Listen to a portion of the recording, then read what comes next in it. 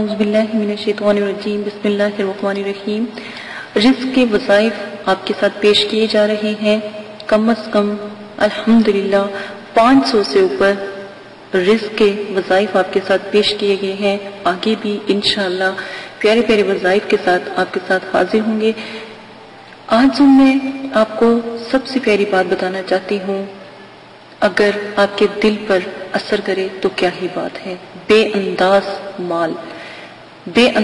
مال بھی اگر اسراف اور فضول خرچی سے استعمال کیا جائے تو تھوڑا اور ناکافی ہوتا ہے۔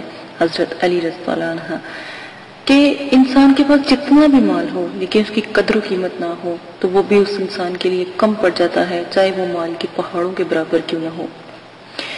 آج جو میں آپ کو وظیفہ بتانے جا رہی ہوں، سورہ المائدہ آیت نمبر 114، اللہم ربنا، یہاں سے لے کر رازقین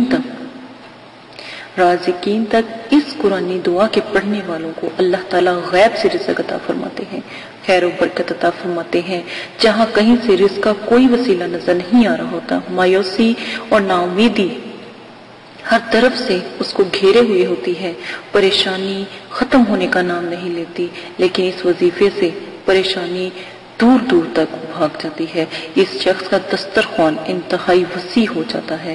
اللہ پاک کے فضل و کرم سے نسلوں کے نسلیں اس رزق و برکت کا سامان بن جاتی ہیں۔ رمضان شریف میں اگر یہ عمل کیا جائے تو کیا ہی بات ہے۔ رمضان مبارک کی آمد ہے، آنے والا ہے، تو آپ یہ عمل ضرور کریں۔